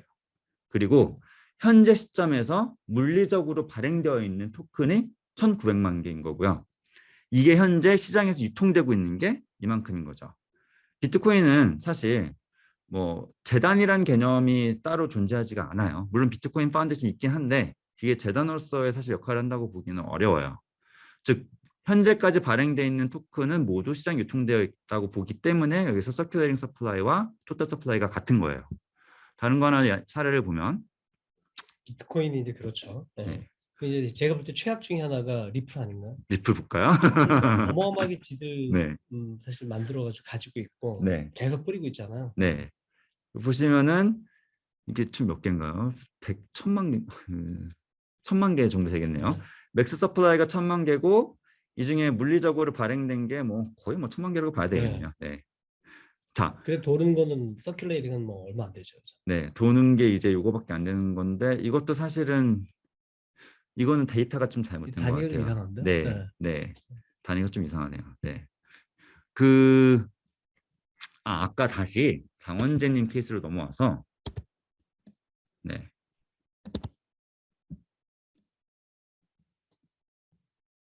돌아가시죠. 제가 볼 때 좋은 예가 하나가 리플인 것 같고요. 극단적으로 처음에 왕창 만들어 놓고 네, 자기들이 왕창 가지고 있는 상태에서 네, 틈만 나면 뿌리는 거죠. 그래서 리플이 보면은 항상 보면은 못 올라가고 헤매는 이유 중에 하나는 그게 아닌가 생각 드는데. 네, 맞아요. 이 말씀하신 것처럼 이 토탈 서플라이와 서큘레이팅 서플라이가 굉장히 중요해요. 이 토큰의 가격을 유지하는 데 있어서 이따가 보여드릴 거거든요. 이거를 인플레이션이라고 하면 이게 항상 플러스 값이 되는 거예요. 서큘레이팅 서플라이가. 예. 서큘레이팅 서플라이 토탈 서플라이 비교했을 때 이 값이 항상 플러스가 되면 무슨 말이냐면 시장이 유통되고 있는 토큰이 계속 늘어나는 거예요. 시간에 따라서. 리플이 가장 대표적인 예시가 될 수 있겠죠. 디플레이션이라고 하면은 이게 계속 줄어들어요. 지금 현재 이더리움이 대표적인 예시인데 이더리움은 원래 인플레이션 토큰이었어요. 즉 블록 리워드가 꾸준히 발생을 하면서 시장에 풀리는 토큰이 계속 늘어나고 있었죠. 근데 이번에 이제 작년부터 논의되기 시작한 이제 그 하드포크 때부터 어떤 걸 넣기 시작을 했냐면 이더리움이 가스비를 산정을 할 때 베이스 프라이스라는 게 있고 그 위에 티핑 프라이스라는 게 따로 있어요. 가스비를 산정을 할 때. 이 베이스로 사용되고 있는 그 가스비만 사람들한테 이제 리워드로 돌아가고 그다음에 나머지는 소각시키자. 이게 새롭게 채택된 이제 룰이거든요. 그때 이후로 이제 그러면은 이더리움의 사용이 많아지면 많아질수록 그러면은 소각되는 가스비가 늘어나고 그러면은 발행되는 이더리움보다 소각되는 가스비가 더 늘어나지 않을까라는 생각을 사람들이 하기 때문에 이제 이더리움이 이제 곧 디플레이션이가 될 거다라고 사람들이 예측을 하는 거거든요. 물론 예측이 맞지 않을 수 있어요. 그리고 여기서 이제 2.0으로 넘어가게 되면 이더리움은 원래 이더리움이 이제 POW, POS 개념 혹시 다들 아시나요? POW만 설명을 제가 했고요. 네, POS는 설명은 안 네. 했죠. 예. 이거 넘어가기 전에 잠깐 질문 답변 한번 먼저 할게요. 맥스 서플라이가 맥스 서플라이는 피지컬하게 발행될 수 있는 총 유통량이기 때문에 이게 항상 제일 크고요. 이게 토탈 서플라이랑 같을 수도 있고 토탈 서플라이가 더 작을 수 있죠. 그리고 또 말씀드리면 토탈 서플라이는 서큘레이팅 서플라이보다 무조건 크거나 이게 또 같을 수도 있고 당연히 서큘레이팅 서플라이가 가장 작을 수가 있죠. 지금 말씀하시는 게 정확합니다. 네. 그럼 다시 넘어오면 이더리움이 원래는 POW 기반이잖아요. POW라고 하면 쉽게 얘기해서 그냥 컴퓨팅 자원을 통해서 내 컴퓨팅 자원이 상대방보다 더 많으면 내가 가져갈 수 있는 채굴 리워드가 더 많다. 이 방식으로 합의해서 계속 블록이 생성되고 있는 걸 POW라고 부르면 돼요. POS, Proof of Stake라는 이제 합의 방식은 뭐냐면 그게 아니라 블록을 생성을 할 때 이 블록을 생성하기 위한 검증자로서 영어로는 validator라고 부르거든요. 밸리데이터로서 참여를 하는 사람의 지분율에 따라서 블록 리워드를 나눠가는 걸 POS라고 불러요. 다시 얘기하면 POW는 컴퓨팅 파워에 의해서 블록 리워드를 나눠가는 거고요. 나눠가는 것도 아니죠. POW는 나눠가는 게 아니라 네. 컴퓨팅 파워가 높은 사람이 이걸 다 가져가는 게 맞아요. 재미예요. 네. 반면에 POS는 지분율에 따라서 검증자들이 그 블록 리워드를 서로 배분을 받는 방식인 거죠. 이더리움은 지금 POS로 넘어가기 위해서 준비를 하고 있고요. 이게 이제 아마 다들 얘기하기가 3분기 정도에는 이제 출범을 하지 않을까라는 생각을 하고 있어요. 지금 현재 속도라면요. 그때 되면 이제 이더리움은 아까 말씀드린 그런 가스비로 소각되는 그런 부분과 그다음에 POS의 검증자로 참여하기 위해 사람들이 계속 스테이킹을 하겠죠. 스테이킹을 하게 되면 아까 말씀드렸듯이 토탈 서플라이 대비 서큘레이팅 서플라이가 계속 줄어들겠죠. 이 두 개 때문에 이더리움은 디플레네이셔널 토큰이 되지 않을까라고 사람들이 기대를 하고 있는 중이에요. 근데 절대 지금 이더리움 들어가야 되는 타이밍인가 이거 얘기하는 거 절대 아니에요. 그렇게 하시면 안 되고요. 네. 디플레이셔널 토큰의 대표적인 이제 그 개념을 얘기를 하기 위해서 사례로 말씀드렸던 겁니다. 네. 자, 그러면 오늘의 이제 가장 중요한 부분. 아까 토큰을 만들었을 때 사람들이 거래를 할 수 있게 만들어주는 게 바로 유동성을 조성하는 거라고 말씀드렸잖아요. 이 유동성을 조성하는 부분은 방법은 크게 세 가지가 있어요. 첫 번째 방식은 저희가 가장 이제 흔히 알고 있는 오더북 방식이고 모든 중앙화 거래소들에서 쓰고 있는 방식이죠. 오더북 방식이라고 하면 뭐냐면 예를 들어서 뭐 이제 제가 이 마스크를 팔고 싶어요. 마스크를 팔고 싶어 가지고 이제 이 어떤 책장에다가 이렇게 이 마스크를 올려놓고 이 마스크 한 개의 가격은 1,000원에 팝니다라고 등록을 해놔요. 네. 근데 이제 교수님이 마침 마스크가 없어요. 그래서 마스크 이거를 하나 샀는데 1,000원 너무 비싼 것 같아요. 그래서 이 마스크 하나를 나는 500원에 살 수 있어요. 라고 이제 또 그 책에다가 적어놔요. 그러면 여기 사이에서 스프레드가 500원만큼이 발생을 했죠. 오더북상에서. 이게 바로 오더북 방식의 유동성이라고 불러요. 지금 현재 이 마스크 하나의 유동성은 제가 지금 올려놓은 지금 1,000원어치의 마스크 그다음에 또 교수님이 이걸 500원에 사겠다라고 이제 올려놓은 500원어치의 오더 이 두 개에 의해서 15,000원만큼의 1,500원만큼의 유동성 풀이 만들어진 거죠. 예, 이게 이제 오더 방식 유동성이라고 부르는 거고요. 자, 그래서 대표적으로 이렇게 모든 거래소에 들어가면 지금 이건 바이낸스 거래소 화면이거든요. BNB 토큰을 봤을 때 지금 여기에 보시면은 뭐 332.8 BUSD에 53.756 이게 뭐냐면 이 정도의 가격에 팔 BNB를 요만큼 올려놓은 거예요 지금 이 책에. 요 밑에 보시면은 이제 이건 이제 다시 또 비드 오더죠. 비드 오더를 보시면은 331만큼의 가격에 122 BNB만큼을 사겠다고 올려놓은 거죠. 요 사이에 차이가 스프레드가 되는 거고요. 이게 오더북 방식의 유동성을 조성을 한 거예요. 자, 다시 아까 넘어와서 AMM은 뭐냐면 이 아까 마스크를 제가 올려놓는데 이 오더북 방식으로 유동성을 조성할 때 가장 큰 문제가 저는 이걸 1,000원에 팔려고 하는데 지금 교수님은 500원에 사겠다고 하잖아요. 이 거래가 될까요? 안 될까요? 당연히 안 되겠죠. 거래가 될 수 있는 유일한 방법은 제가 가격을 낮추거나 교수님이 사겠다는 가격을 올리거나 둘 중에 하나거나 또는 둘 다여야 되는 거죠. 자, AMM은 그걸 해결하기 위해서 나온 방식이에요. 만약에 제가 마스크를과 같이 동치되는 제가 팔고 싶은 그 1,000원어치, 그 1,000원어치의 현금을 같이 묶어가지고 이 책에다가 같이 갖다 놨어요. 예. 그러면은 여기에는 교수님뿐만 아니라 이 마스크를 사겠다는 다른 사람들도 있을 수 있겠죠. 그 사람들이 와가지고 예를 들어서 누가 교수님 이전에 다른 사람이 뭐 아까 그 장원재님이 이 마스크가 또 필요해가지고 그거를 그냥 샀어요. 그때 사면은 그 사는 순간 아까 1,000원어치와 이 마스크의 하나에 이 풀로 제가 올려놨는데 이게 하나가 빠지면서 이 마스크의 가격은 이제 내려가게 되겠죠. 아니죠. 마스크의 가격은 올라가게 되겠죠. 네. 이렇게 가격과 그 1,000원이라는 거에 전환비율을 미리 구성을 해놔가지고 이거를 같이 풀로 올려놓은 유동성 풀로 올려놓는 걸 AMM이라고 부르는 거예요. 그래서 대표적으로 이제 USDC랑 이더리움이랑 이제 지금 풀로 만들어놔서 유니스왑에 올라가 있는 풀을 보면 자 지금 보면은 총 USDC가 123 밀리언이 지금 유동성 풀에 담겨 있고 이거와 동치되는 이더리움이 11만 3천 개가 지금 이렇게 같이 풀로 올라간 거죠. 이건 뭐냐면 X 이퀄 KY라는 그 이제 전환 비율의 공식에 따라서 이만큼의 USDC와 이만큼의 이더리움이 같이 유동성 풀에 사람들이 올려놓은 거고 사람들이 그 시점에서 이더리움을 USDC를 수합을 한다든지 또는 USDC를 이더리움을 수합을 한다든지 이때마다 이 전환 비율에 따라서 가격이 계속 바뀌도록 설계가 되어 있는 걸 바로 AMM 방식의 유동성이라고 부릅니다. 네. 혹시 여기까지 질문 있으신가요? 네. 아까 제가 좀 예시가 좀 잘못됐는데요. AMM 방식으로 유동성을 이 마스크를 가지고 만들려면 마스크를 한 개를 올려야 되는 게 아니고 마스크를 적어도 2개 이상을 올려야 되겠죠.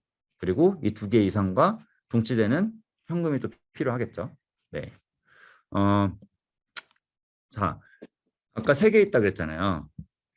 AMM 방식이 있고 BSC라는 방식이 있다고 했잖아요. 이 BSC라는 방식은 사실 2017년도, 18년도쯤에 이제 뱅커 프로토콜이라는 팀에서 처음에 제시를 했던 개념이에요. 뭐냐면 AMM 방식에서 봤을 때 가장 유동성 풀을 만들기 어려운 부분이 뭐냐면 내가 이 마스크를 팔기 위해서 아까 오도업 방식에서는 이 그냥 마스크 하나만 1,000원에 팔겠다고 적어놨으면 그게 유동성이 되는 거였잖아요. 등록해 놓으면. 근데 AMM 방식에서 그게 아니라 이 마스크를 적어도 제가 10개를 갖고 와야 돼요. 그리고 아까 제가 1,000원에 팔고 싶었잖아요. 그럼 적어도 10,000원을 갖고 와야 돼요. 그래서 마스크 10개와 10,000원이란 현금을 같이 여기다 책에다가 갖다 놔야 되는 게 AMM 방식의 가장 큰 단점이에요. 즉 유동성 풀을 만들기 위해서 유동성 풀 조성자가 들어가는 이제 피지컬 코스트가 엄청나게 높은 방식인 거죠. 오도업 방식에 비해서요. 이걸 해결하기 위해서 나온 게 이제 BLC라는 방식이고요. BLC는 이제 Burn Drifting Liquidity Creator라는 거 약자인데 이게 이제 아까 제가 보여드린 민트클럽이 쓰고 있는 방식이에요. 이거는 조금 설명을 드리면 아까 민트클럽에서 가장 중요한 부분이 민트클럽에서 가장 이제 유효했던 부분이 뭐였냐면 유동성 풀이라는 거를 그렇게 어떤 마스크와 현금을 2개를 같이 반반씩 조성해 가지고 해놓을 필요가 없이 이 마스크의 수요에 따라서 수요가 높으면 이거에 동치되어 있는 페이먼트 토큰의 유동성도 같이 높아진다라고 말씀을 드렸잖아요. 즉 이 마스크 하나의 가격이 미리 스마트 컨트랙상에 정해져 있는 거예요. Y 이퀄 X로. 즉 마스크가 1개면 가격도 1 뭐 민트 토큰이다라고 이제 가격이 정해져 있는 거죠. 네. 가격이 정해져 있고 누가 예를 들어서 마스크를 이제 그 뭐 100원에 마스크 1개를 샀어요. 그러면은 그 100원이 유동성 풀로 담기게 돼요. 콜라teral 컨트랙트라고 부르는데 여기에 담기고 그다음에 마스크 가격이 그러면은 1 민트로 올라가게 돼요. 또 누가 마스크를 하나 더 사요. 그 시점에서. 그럼 마스크가 이제 2개가 지금 발행이 됐죠. 되고 그다음에 그 마스크 2개에 대한 가격이 2 민트로 올라가게 돼요. 그리고 아까 이제 그 페이먼트 토큰을 지불한 민트 토큰이 이 담보에 계속 잡히고 이게 바로 유동성 풀이 되는 거죠. 이거 뭐 완벽하게 이해를 하실 필요는 없고요. 그냥 이제 어떤 식으로 이해를 하시면 되냐면 AMM에서는 저 유동성 풀, 즉 이 이더리움을 그러니까 이 마스크를 사기 위해서 지불해야 되는 이더리움을 반씩 미리 조성을 해가지고 풀로 구성해 놓는 방식이라고 이해하시면 되고, 그게 아니라 BSC에서 쓰는 방식은 이 마스크가 사람들이 수요가 생길 때마다 발행이 되고, 이 마스크에 해당하는 이 마스크를 사람들이 구매할 때 냈던 그 돈이 유동성 풀로 자동으로 담기는 방식이라고 이해를 해주시면 됩니다. 네. 이건 뭐 트랜잭션이 그래서 어떻게 구성이 되는지를 보여드리는 건데, 이거는 좀 이따 시간이 되면 데모할 때 다시 보여드릴게요. 지금 얼마나 남았죠, 시간이? 15분. 15분이요? 네.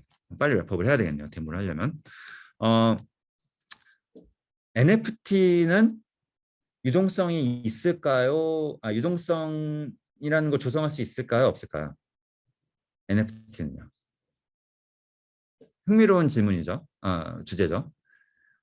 NFT의 가장 큰 문제가 사실 유동성을 만들기가 쉽지 않은 부분이 가장 큰 어려운 점이에요. NFT가 자산으로서 가치를 가지기 위해서는요. 왜냐하면 예를 들어서 이제 아까 그 BAYC 이제 제가 갖고 있다고 얘기를 드렸잖아요. 이 BAYC는 제가 샀을 때 가격이 뭐 예를 들어서 제가 샀을 때 가격이 뭐 120 이더리움이라고 한번 해볼게요. 자, 그 BAYC가 120 이더리움으로서의 가치가 있을까요? 없을까요? 있을 수도 있고 없을 수도 있겠죠. 누군가가 예를 들어서 교수님이 그거를 120 이더리움에 사줘야지만 이거는 120 이더리움의 가치가 생기는 거죠. 즉, 이 NFT가 갖고 있는 유동성의 가장 큰 문제가 바로 이거예요. NFT라는 건 태생적으로 아이템을 거래하는 거기 때문에 유동성이 생기려면 내가 원하는 가격대로 사줄 사람이 반드시 있어야지만 유동성이 생겨요. 네, 그거를 해결하기 위해서 Fractional Art라는 이제 프로젝트는 어떻게 했냐면, 이 NFT라는 거를 담보로 잡고 여기에서 펀저블 토큰을 발행을 해요. 펀저블 토큰을 발행을 해서 이 펀저블 토큰을 가지고 이더리움이랑 AMM 방식으로 풀을 조성해가지고 넣어놓은 거예요. 그러면 이제 사람들은 이걸 어떻게 거래를 하냐면, 누가 예를 들어서 이 크립토 펑크에 뭐 예를 들어서 20%만큼을 사고 싶어요. 그러면은 이제 그 20%만큼의 지분을 갖고 있는 펑크 토큰을 여기서 이더리움으로 교환을 할 수 있는 유동성이 생기는 거죠. NFT는 이런 식으로 유동성을 요즘 만드는 게 하나의 예시인데, 그렇다 하더라도 NFT는 유동성을 만드는 게 쉽지가 않다. 이걸 좀 말씀드리기 위해서 이 예시를 드린 거고요. 이 부분은 그냥 빨리 스킵을 할게요. 토큰을 만들 때 또 중요하게 봐야 되는 부분이, 과연 이 토큰을 어느 체인으로 발행할 것인지, 그리고 이거를 그냥 한 체인에서만 쓰게 할 것인지, 아니면 다른 체인에서도 쓸 수 있게 만들 것인지, 요거를 항상 생각을 하셔야 되는데, 그거를 이제 싱글 체인, 멀티 체인이라는 걸로 용어를 불러요. 멀티 체인으로 구성을 했을 때 반드시 생각을 해봐야 되는 게, 이게 과연 EVM 컴패터블한 거냐? 이거 무슨 말이냐면, 아까도 ERC20가 애초에 이더리움에서 출발했잖아요. 그러면은 이더리움에서 돌아가고 있는 코드를 그대로 본따서 자체 메인넷으로 돌릴 수 있게 만들어주는 걸 EVM 컴패터블이라고 불러요. 예를 들면 대표적으로 바이낸스 스마트 체인이 그렇고, 판텀, 폴리곤, 우리나라에서는 클레이튼. 즉 무슨 말이냐면, 제가 이더리움 상에서 뭐 서비스를 하나 만들었어요. 토큰을 만들고, 이거를 똑같은 스마트 컨트롤 그대로 클레이튼에 그냥 올릴 수가 있는 거예요. EVM 컴패터블 하니까. 자, 테라는 EVM 컴패터블 하지가 않아요. 아까 말씀드린. 그래서 제가 만든 서비스를 또는 코인을 테라 블록체인 위에 올리려면 바로 호환이 안 되기 때문에 따로 코드를 구성을 해줘야 되고, 스마트 컨트롤을요. 그리고 토큰을 따로 거기서 만들어줘야 돼요. 네, 이런 걸 항상 생각을 하셔야 된다라는 차원에서 이 장표를 만든 거고요. 그다음에 또 하나 중요하게 생각해야 되는 부분이, 과연 내가 발행할 토큰을 사람들이 어떤 식으로 서로 교환을 하게 만들어 줄 것인가, 이거를 설계하는 게 바로 토크노믹스라는 부분인데, 혹시 여기 스테판 하시는 분 있나요? 스테판은 난 들어는 봤다. 제가 수업 때 이거를 얘기했나? 앞으로 얘기하려고 했나? 아무튼 기억이 잘 안 나는데. 네. 어, 스테판은 요즘 제일 잘 나가는 무브 투 언이라는 약간 얘네가 만든 이제 영역인데, 걸으면서 돈을 번다 뭐 이런 컨셉이에요. 그래서 옛날에 치면 우리 캐시워크라는 앱이 있었잖아요. 옛날에 캐시워크 같은 앱인데, 이게 온체인상에서 돌아간다고 보시면 되는 거죠. 스테판에서는 내가 걷는 만큼의 GST라는 토큰을 채굴을 할 수가 있어요. 그다음에 걷는 만큼이라고 했는데 이 걷는 만큼도 그 안에 내가 어떤 그 신발 NFT를 장착을 해서 걷는지, 이 신발 NFT에 어떤 뭐 보석을 박아가지고 능력치를 바꿔서 얻는지, 뭐 이런 수많은 파라미터들이 있는데 이거에 계산된 최종 지분율만큼 이 GST 토큰을 채굴해 가는 거예요. 그다음에 이 채굴된 GST 토큰을 가지고 신발을 이제 수리를 하는 데도 쓸 수가 있고, 또는 다른 신발을 민팅하는 데도 쓸 수 있고, 이런 쓸 수 있는 용처를 만들어 놓죠. 즉 이런 걸 전반적으로 설계를 하는 거를 토크노믹스라고 불러요. 즉 내가 만드는 토큰에 사람들이 이걸 어떻게 소비를 하고 이걸로 어떻게 현금화를 하고 이런 것들의 구조가 담긴 거를 토크노믹스라고 부르는 거고, 스테파는 한번 꼭 보세요. 이거는 제가 지금까지 본 서비스 중에서 가장 토크노믹스가 고도화된 설계가 되어 있는 프로젝트 중에 하나라고 저는 생각을 하고 있고, 저도 그래서 열심히 쓰고 있어요.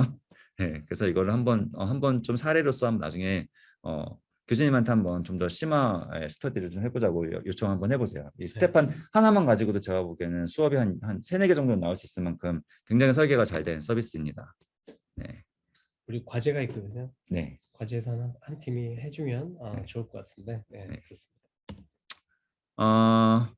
자, 이제 마지막으로 고려를 해야 되는 게, 아까 누가 또 좋은 질문 주셨잖아요. 굳이 펀저블이 있는데 논 펀저블을 만든 이유에 대해서 질문을 주셨잖아요. 즉 아까도 말씀드렸듯이 펀저블과 논 펀저블은 지향하는, 그러니까 그 목적 자체가 다른 토큰 형태잖아요. 그래서 토큰을 발행했을 때 내가 과연 하려고 하는 서비스가 이게 펀저블 형태로 발행을 해야지 어울리는지, 또는 논펀저블로 발행을 해야지 어울리는지를 반드시 생각을 한번 해보셔야 돼요. 예를 들면 아까 유니스왑 제가 이제 얘기를 잠깐 드렸잖아요. 유니스왑은 유동성 풀을 내가 누구나 거기다 유동성 풀을 공급을 해서 사람들이 이제 거기서 USDC랑 뭐 이렇게, 지금 USDC랑 이더리움 이제 유동성 풀인데 USDC와 이더리움을 서로 스왑을 할 때 거래 수수료를 내거든요. 원래 이게 어피트 같은 앱을 쓰시면 어피트에다가 내는 돈이죠. 거래 수수료는. 이 거래 수수료를 풀의 그 유동성을 제공한 사람들한테 내는 게 유니스왑이에요. 자, 그러면 예를 들어서 뭐 거래 수수료로 교수님이 여기서 한 0.1 이더리움을 거래 수수료를 냈어요. 그리고 이제 수합을 했어요. 그럼 이 0.1 이더리움을 얼만큼 이 풀 제공자들한테 제공을 해줘야 될 것이냐, 이 문제가 생기죠. 그거를 결정하는 게 LP 토큰이라는 게 있어요. 그래서 USDC와 이더리움에다가 내가 풀을 공급을 하면 거기에서 LP 토큰을 받아요. 그 LP 토큰의 지분율대로 아까 말씀드린 그런 거래 수수료가 배분되는 거예요. 즉 이런 형태의 토큰 서비스를 기획을 하고 있다면, 즉 어떤 특정, 아까 에쿼티 토큰, 특정 지분율에 따라서 어떤 보상을 서로 나눠가야 되는 그런 토큰을 구상을 하신다면 당연히 이건 펀저블 토큰으로서 설계를 당연히 해야 되겠죠. A 토큰이라는 것도 있어요. A 토큰은 아까 보여드린 그 BAYC, 거기 그 프로젝트를 진행하고 있는 유가랩스에서 발행한 토큰이에요. 이 A 토큰은 에쿼티, 유틸리티, 가버넌스 세 개를 다 갖고 있는 토큰이거든요. 근데 이건 펀저블 토큰이에요. 펀저블 토큰인데 얘는 어떤 식의 유틸리티를 갖고 있냐면, 첫 번째는 가버넌스로서 사람들이 제출하는 그런 프로포절, 거기에 참여할 수 있는 그런 펀저블 이제 지분으로서 사용이 되고요. 그다음에 또 하나는 여기에서 계속 NFT 프로젝트를 만들어요. 유가랩스에서. 거기에서 참여 그 토큰을 민팅 받기 위한 페이먼트 토큰, 유틸리티 토큰이죠. 그걸로서 사용을 할 수 있어요. 즉 이런 토큰들은 당연히 펀저블로 구성을 하는 게 더 어울리겠죠. 근데 유가랩스에서 또 지금 만들고 있는 게 아더사이드라는 어떤 이제 그런 NFT 플랫폼인데, 여기에서 사용되는 랜드라는 개념이 있는데, 이거는 각각가 고유한 랜드여야 되겠죠. 이거는 논 펀저블로 만들어야 되겠죠. 펀저블로 하면 안 되겠죠. 왜냐하면 여기는 이 위치가 각각 고유한 위치가 당연히 안 되겠죠. 펀저블로 하게 되면. 이럴 때는 당연히 NFT를 선택을 해서 발행을 해야 되는 거예요. 뭐 이런 것들을 좀 이제 말씀드리기 위해서 이제 좀 예시를 드린 건데요. 데모를 할 시간이 좀 있나요? 네, 하시죠. 네. 한번 인트클럽을 통해서 펀저블 토큰 한번 만드는 걸 한번 보여드릴게요. 네. 장원재님 진짜 토큰 한번 만들어 보실래요? 아니면은 이제 좀 부끄러우신 것 같으니까 제가 교수님과 교수님의 시간을 1분을 사용할 수 있는 토큰을 한번 10개만 만들어 봐도 될까요? 네, 좋죠. 네. 이거는 이 토큰은 한 개를 교수님한테 주셔야지 1분을 쓸 수 있는 토큰인 거고요. 그럼 수업이 끝나고 나서 저기에다가 메타마스크 주소를 어, 어, 한 개만 하면 너무 가치가 없을 수 있겠다. 네. 예.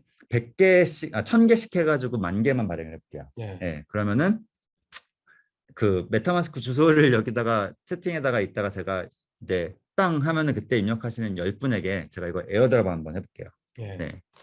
그러면은 우리 메타마스크 계정 다 만들었잖아요, 그죠? 네, 그러면 열어봐 주세요. 네.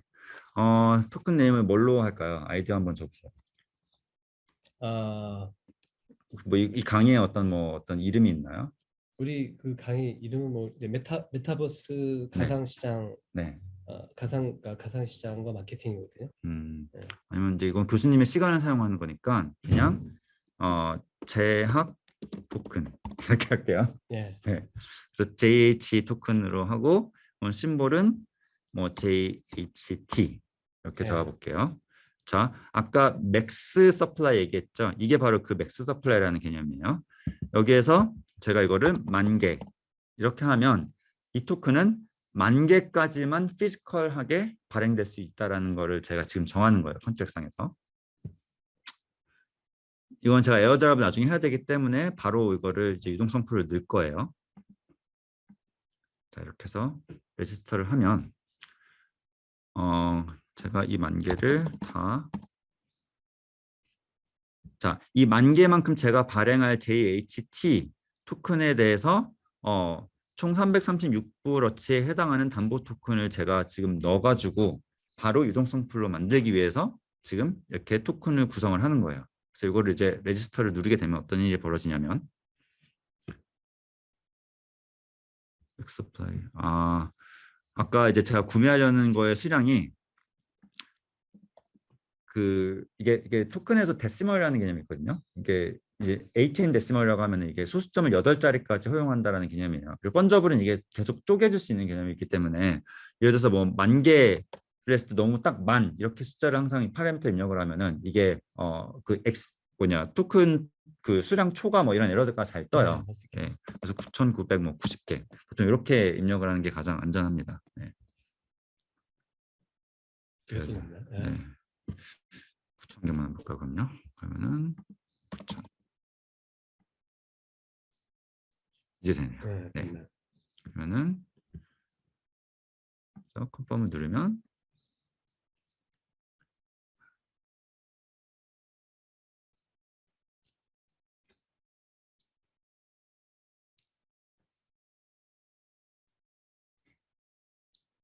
네, 토큰을 벌써 발행을 한 거고요. 이건 이제 민트클럽은 이제 그 컨트랙은 이제 그 프로토콜로 부르고요. 그다음에 이 민트.클럽 사이트 있잖아요.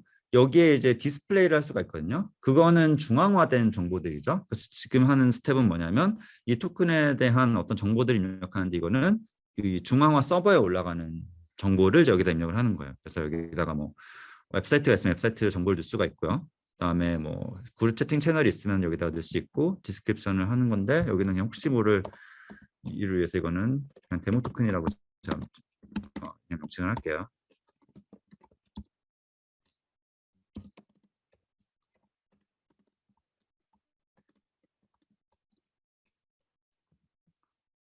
그래서 이거를 하면 자, 우리가 지금 토큰을 만든 거예요. 토큰을 되게 쉽게 만들었죠. 이게 보시면 토큰 컨트랙을 이렇게 벌써 부여를 받았고요. 이 토큰 컨트랙에 대해서 제가 유동성 풀을 벌써 자동으로 조성을 해놓은 거예요. 저거만큼의. 그래서 사람들이 제가 이제 여기에서 JHT 토큰을 에어드랍을 드리면 누구든지 여기 와서 바로 팔 수가 있어요. 이미 유동성 풀이 조성이 되어 있는 형태이기 때문에. 자, 그러면 자 지금부터 채팅창에 빠르게 10명의 메타마스크 주소를 입력하시는 분에게 이 토큰을 각각 10분에게 드리도록 하겠습니다. 자, 지금부터 한번 입력해 주세요. 네. 고마워요. 내 토큰을 또 받겠다고 이렇게. 어? 자, 한번. 이 토큰을 받은 학생들한테 제가 네. 나중에 밥을 사도록 하겠습니다. 박수를 안 치시네요. 어.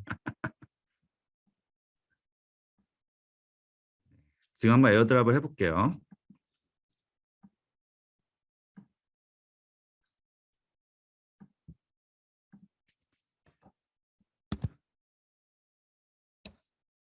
채팅이 따로 이렇게 해야 되나? 네, 일단은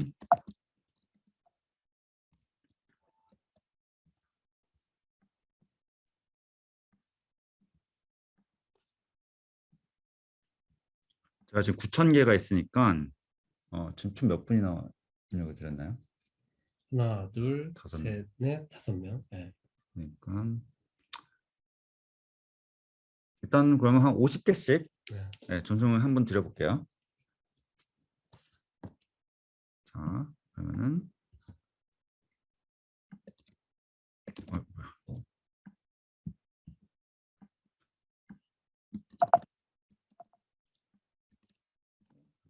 안 되죠?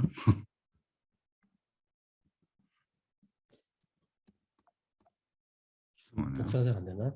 복사가 아예 안 먹히는데요.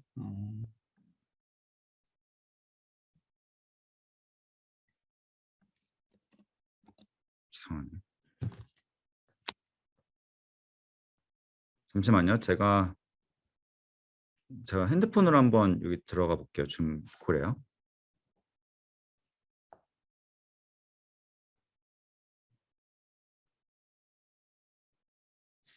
아까는 요새 제가 좀 얘기를 하자면 오늘 제가 이 특강을 보신 가장 중요한 게 이 부분이거든요.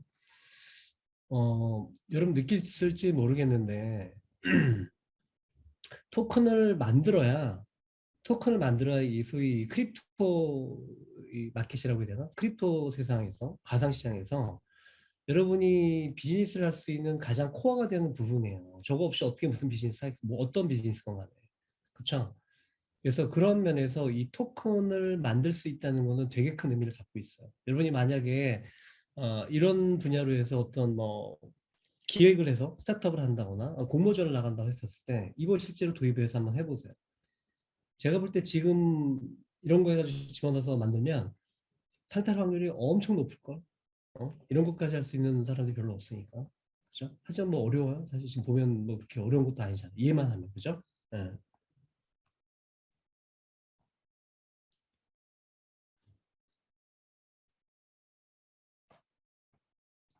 채팅이 저한테는 안 보이네요. 그래요? 네. 거기서 또 안 나오나 그게? 네. 이게 아마 호스트가 안 돼 있어서 그런 것 같은데. 죄송한데요. 여기서부터 다시 다시 주소 쳐주세요. 지금부터 보이거든요. 저한테. 네. 제가 선 그은 거기서부터 할 거예요.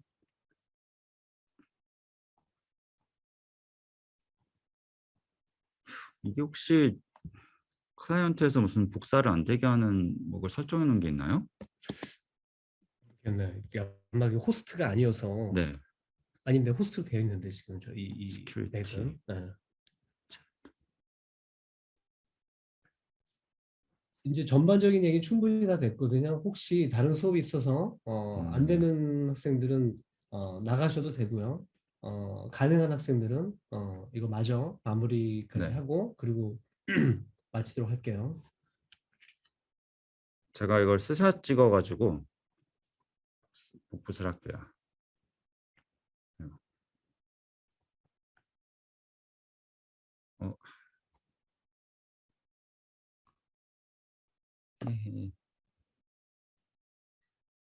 정 안 되면 저걸 나중에 네. 에어드랍 그래야겠네요. 네. 뭐 나중에 하셔도 될 것 같아요.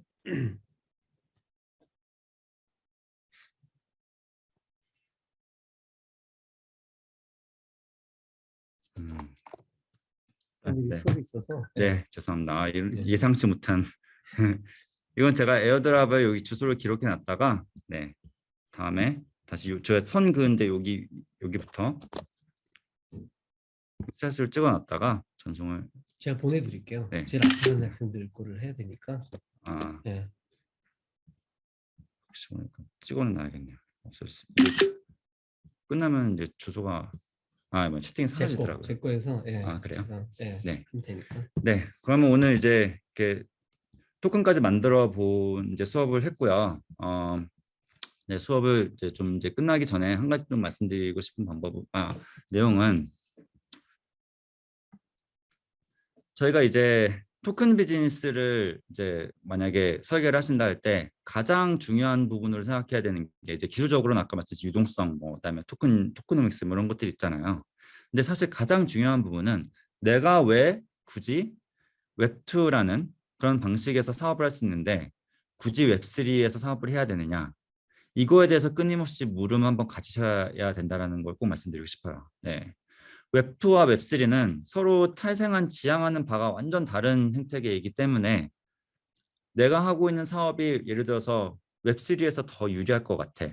뭐 이런 리즈닝도 사실은 괜찮은 거죠. 하지만 그걸 더 뛰어넘어서 과연 이 웹3에서 내가 어떤 지향하는 바를 갖고 있고 그리고 어떤 형태의 유저 그룹을 만들어야 되는지 이런 것들을 좀 생각을 잘 해보셔서 사업을 구상하시든지 나중에 또는 그런 어떤 스타트업에서 일을 하시게 될 때 이 회사가 과연 이런 거에 대해서 어떤 철학이 있어서 이 사업을 하고 있는 회사인지 아니면 그냥 그야말로 어쨌든 뭐 이게 핫하니까 소위 그래서 그냥 이제 그 사업을 하고 있는 회사인지 이런 것들을 좀 살펴보실 수 있는 그런 기회가 됐으면 좋겠습니다. 네, 오늘 긴 네. 시간 강의 네. 들어주셔서 정말 감사드립니다. 네. 이거 뭐 여러분 느끼셨겠지만은 뭐 너무나 중요한 얘기들을 많이 해주셨죠. 제가 사실 설명드리기 어려운 사실 토큰 쪽은 제가 아는 바가 별로 없기 때문에 특히 저도 이제 아주 유익하게 들었는데요. 제가 지금 학생들한테 바라는 가장 중요한 이제 그 실습을 할 수 있을 만한 그 어떻게 보면 제일 중요한 포인트가 바로 이 토큰 개발이거든요. 그래서 덕분에 아마 새로운 시도를 해볼 학생들이 꽤 나오지 않을까라는 생각이 들고요. 여러분들 들어서 알겠지만 너무 좋은 내용이었죠. 예, 오늘 우리 이렇게 굉장히 잘 나가시는 분인데 여기까지 네, 오셔가지고 아닙니다. 시간도 내주시고 네. 우리 고마움에 박수를 한번 치면서 마무리 짓도록 하겠습니다. 수고 네, 많으셨습니다. 감사합니다. 네. 혹시 PDF는 받으셨죠? PDF를 받았죠? 제가 확인해 보겠습니다. 네, 그 PDF에 제 그 이메일이랑 연락처 있으니까 혹시 궁금하신 점 있으시면 정말 편하게 이메일 주시거나 텔레그램으로 연락 주셔도 괜찮습니다. 네. 네. 네. 자, 학생들 다 이제 퇴장하시면 될 것 같아요. 우리 에어드랍 받을 거는 제가 확인해서 다시